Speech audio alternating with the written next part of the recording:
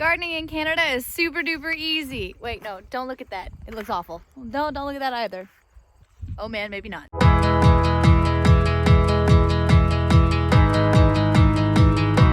Last night here on the True North Life homestead, we got hit with a little bit of a cold snap.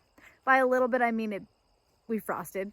I thought that my tomatoes would be okay. We came out here and we just covered up the banana peppers and the hot peppers because they're not as cold resistant, as well as our bell peppers. And I can kind of show you how that worked out for us. As I'm actually quite shocked at this. So our tomatoes, they got hit pretty bad, it looks like. This happened to us in the springtime, if you guys remember. A lot of our tomatoes kind of died back because of the frost, and Mother Nature's repaying us again with it happening again in the fall. The good thing is that we actually have tomatoes on our plants this time. So these guys don't look as good as they did yesterday, that's for sure. We're gonna have to deal with that. But, you know, they don't look awful. There's like the stuff on the middle and the inside looks okay. But I thought that they'd be a little bit better. They'd be a little bit better off because they are a little bit more cold resistant, especially than our hot peppers are, but looks like I should have covered them up as well. You can kind of see the difference here. So these are our hot banana peppers. They look pretty good.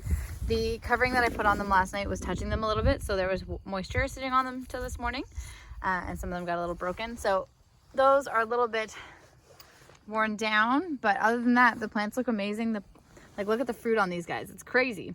So I'm super duper happy those guys are still doing well and still fruiting. So hopefully we can keep those guys going for a little while longer. It just kind of makes me laugh a little bit.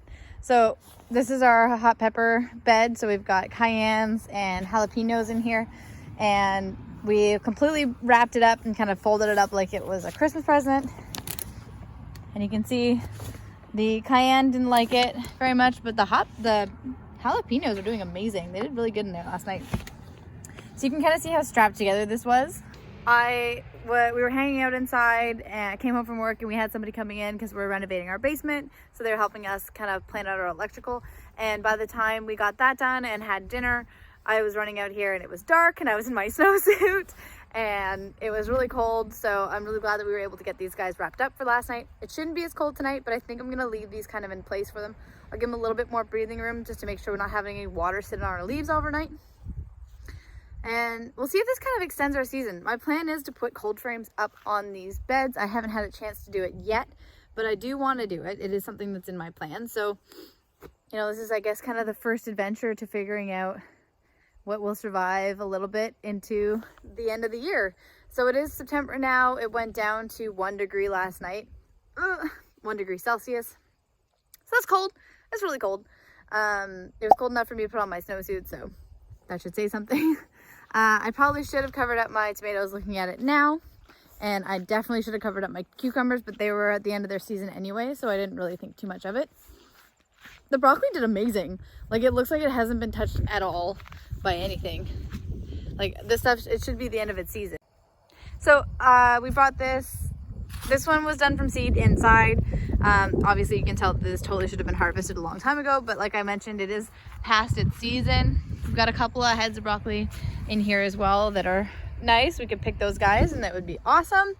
And then we'll probably take this all right down. I'll probably blanch the leaves and we'll save them for some animal friends, or we'll use them in another way, because you can also eat the collards of the broccoli plant, but it's like 6 feet tall.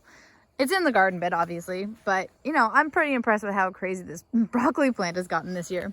So if you guys have any pro tips for growing broccoli so that it kind of doesn't spring up to 6 feet tall, that'd be kind of fun. Leave that comments in the comment section down below so that I can learn how to do this better next year, because as you can tell, it probably got way away from me. But that's okay, live and learn.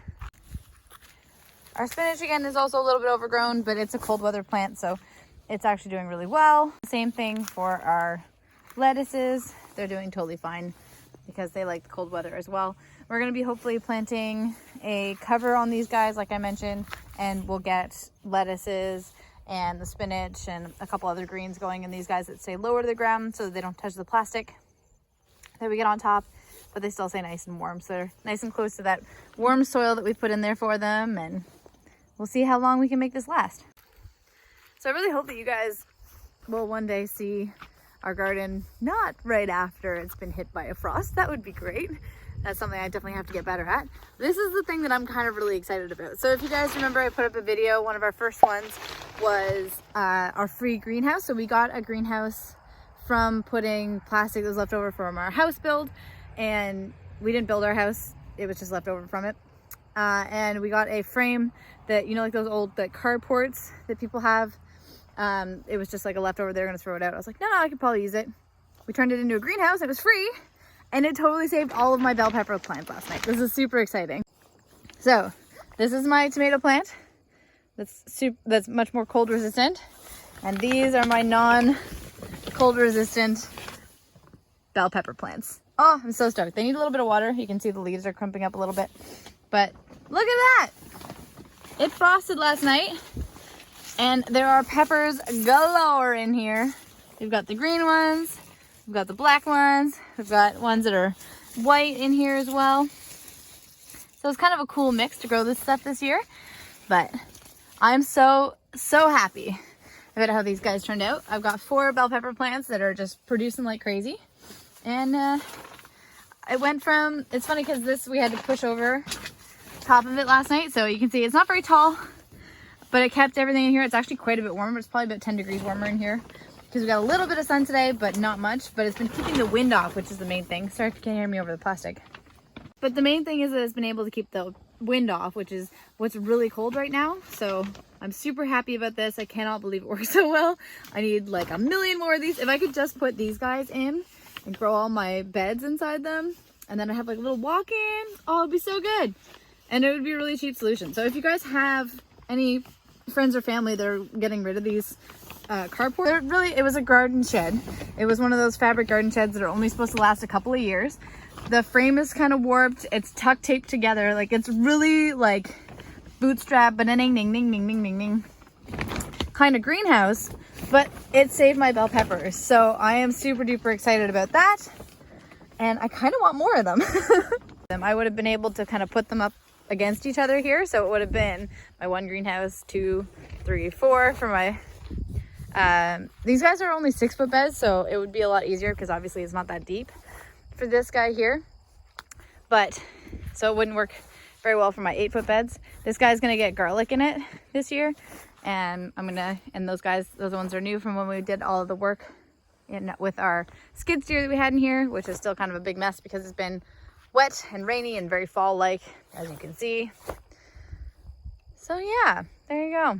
Just a little bit of a garden update, just so you guys can see what a big difference a greenhouse can make, and kind of how we bootleg together a system so that we could make it through that cold snap.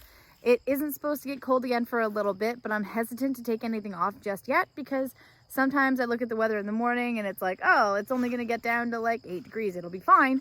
And by the afternoon, it's been updated to say it's going to frost. So I think I'm going to keep my security measures in place here. It's going to be better for the plants. It's going to be better for them. And then I don't have to worry about them because that's going to make the biggest difference. So they're going to stay there.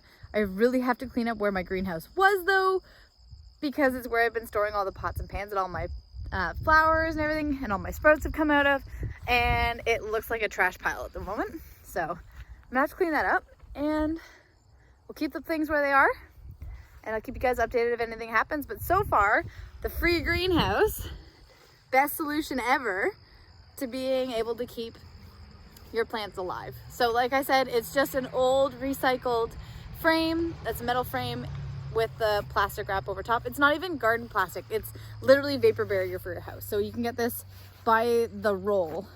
I'm pretty sure it isn't that expensive because I have to use a lot of it when they do a house, and you're only using a little bit of it when you do it here. But holy smokes, does it ever make a difference. If it can keep my bell peppers from freezing, A+ in my book.